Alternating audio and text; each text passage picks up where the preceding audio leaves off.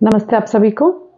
सपनों और सच्चाई की बातें, जागृति की बातें, आप सबका बहुत बहुत स्वागत है मेरे YouTube चैनल में।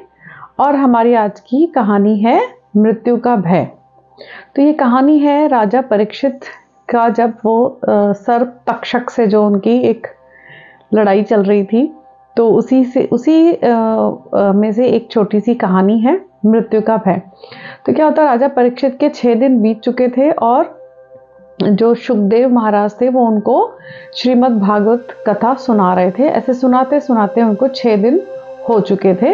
अब एक दिन शेष रह गया था जिसमें सर्प तक्षक ने उनकी मृत्यु का कारण बनने की घोषणा की थी। और इस चीज से जो राजा परीक्षित थे वो बहुत ज़्यादा डरे हुए थे। तो शुकदेव महाराज बोलते हैं कि महाराज, मैं आपको एक कहानी सुनाता हूँ, तो आपको उससे काफ़ी मदद मिलेगी। तो वो सुनाते हैं कि एक बहुत समय पहले की बात है। एक नगर में एक राजा हुआ करते थे और राजा जंगल में शिकार करने के लिए अपने सैनिकों और अपने मित्रों के साथ गए और किसी कारणवश वो अपनी टोली से अलग हो गए, अकेले पड़ गए। और घना जंगल था, इधर उधर राजा जब घूम रहे थे तो और दूर उनसे होते जा रहे थे। ऐसा दूर जाते जाते क्या हुआ कि वो वहाँ पर बहुत अंधेरा हो गया और बारिश होने लगी। अब राजा को समझ में नहीं आया मैं कहाँ जाऊँ, तो वो रास्ता ढूंढने के चक्कर में इधर उधर जाने लगे। और जब जाने लगे तो उन्हें एक बहुत दूर एक थोड़ी सी रोशनी दिखाई दी। अब वो उस रोशनी को ढूंढते ढूंढते वहां तक पहुंचे। जब वो वहां पहुंचे तो उन्होंने देखा वहां एक झोपड़ी है, बड़ी टूटी फूटी सी झोपड़ी है और उसमें एक छोटा सा दिया जल रहा है, जो घने जंगल में जहाँ बिल्कुल रात है वो दिए की रोशनी राजा तक पहुंच रही थी। तो जब उन्होंने झोपड़ी खोली तो झोपड़ी बहुत ही छोटी, गंदी, उसमें बहुत दुर्गंध आ रही थी और उसमें एक बहेलिया था जो कि अपाहिज था। वो वहीं एक कोने में लेटा हुआ था। तो राजा ने पूछा, क्या एक रात के लिए मैं यहाँ पर रुक सकता हूँ, क्योंकि बाहर बारिश और ये सब इतना था तो राजा को थोड़ा डर लग रहा था। तो बहेलिया ने कहा कि रह तो सकते हो, लेकिन मेरी एक शर्त है। कहता, क्या शर्त है राजा? अब जो मुसीबत में है वो तो शर्त भी पूछेगा। तो उसने बोला कि सिर्फ एक रात के लिए मैं रहने दूंगा, क्योंकि क्या होता है, मैं जब भी किसी को रहने के लिए देता हूँ वो दूसरे दिन जाने में बहुत झंझट करता है, जाता नहीं है आसानी से। राजा ने कहा, यहाँ कौन रुकना चाहेगा? यहाँ एक कोने में बहेलिया अपना मलमूत्र भी त्याग करता था, क्योंकि वो चल नहीं पाता था और उसने जानवरों को मार मार के झोपड़ी में लटका भी रखा था। तो उस वजह से बहुत ज़्यादा उसमें दुर्गंध थी। फिर भी राजा ने हाथ जोड़े कि भाई एक रात रुकने दो, सुबह होते ही सबसे पहले मैं यहाँ से निकल जाऊंगा। बहेलिया ने कहा, चलो ठीक है, मान लेते हैं, लेकिन हर बार सुबह ऐसा ही होता है, लोग वादा करते हैं और सुबह झंझट करते हैं। जब राजा वहाँ पर सो रहा था, उसको सोते सोते उसको नींद अच्छी आई, थका तो हुआ था। जब सुबह उठा तो वो जो दुर्गंध थी ना, वो राजा के मस्तिष्क पर इतनी चढ़ गई कि उसे अच्छी लगने लग गई। अब उसका मन करने लगा कि ये राजपाट सब छोड़ के मैं यहीं रहता हूँ, यहाँ पर देखो कितना अच्छा लग रहा है। अब जब उसने बहेलिया ने अपनी शर्त को फिर से दोहराया और कहा कि राजन, अब समय हो गया है तुम्हारा इस झोपड़ी को छोड़ने का, क्योंकि दिन निकल आया है।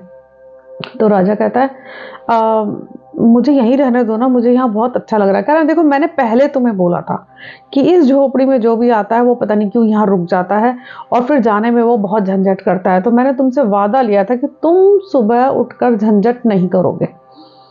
अब राजा बार बार उसको प्रार्थना कर रहा है कि मुझे यहीं रहने दो, मुझे यहीं रहने दो। तो अब बीच में शुकदेव महाराज जब ये कहानी सुना रहे हैं तो राजा परीक्षित बीच में बोलते हैं, कैसा बेवकूफ राजा है, कौन था ये राजा जो ऐसी गंदी दुर्गंध वाली जगह पे वो रहना चाहता था? तो शुकदेव महाराज कहते हैं, महाराज वो आप ही हैं। कहते, मैं हूँ? कैसे? कहते, देखिए आप जो ये अब दुर्गंध, जो ये आपकी है ना, ये मलमूत्र त्यागने वाला शरीर, ये हमारा जो शरीर है, तो ये तो इसी में तो हमारी आत्मा वास करती है और हम इसी में रहना चाहते हैं। अब राजा को समझ में आ जाता है कि कहते, देखिए आपका एक दिन रह गया है, अभी मृत्यु आने वाली है और आप डर रहे हैं और आप जाना नहीं चाहते हैं। आप हर तरह की कोशिश कर रहे हैं कि किस तरह से वो तक्षक आप तक ना पहुंचे और आप यहीं रहते रहो।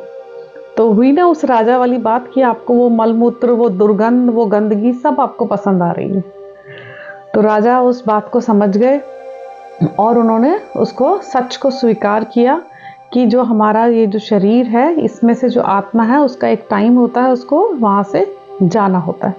तो ऐसे ही शुकदेव महाराज आगे बताते हैं कि जब भी कोई बच्चा जब अपनी माँ की कोख में आता है, वो भगवान से प्रार्थना करता है कि भगवान मुझे इस जन्म और मृत्यु के चक्कर से निकाल। अब तो मैं आ गया हूँ, लेकिन आगे से मुझे इसमें से, इस चक्कर से निकालो।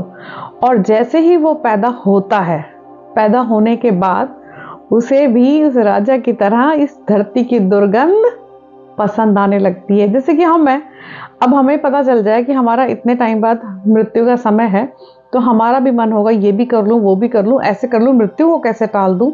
तो ऐसे ही हम लोग सब उस राजा परीक्षित की तरह ही हैं, और कि हम जब कोख में होते हैं तो भगवान से प्रार्थना करते हैं, और जब बाहर आ जाते हैं तो हम दुनियादारी में फंस जाते हैं और हम प्रभु चिंतन नहीं करते हैं। सभी भक्त वृंद सार सार को गही रहे, थोथा दही उड़ाए।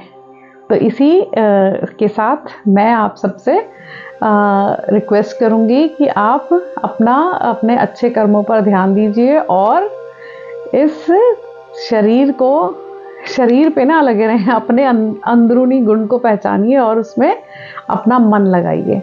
ठीक है, आप सबको मेरी स्टोरी अच्छी लगी है तो आपने एक काम तो करना ही पड़ेगा, आपको शेयर, सब्सक्राइब और लाइक करना पड़ेगा।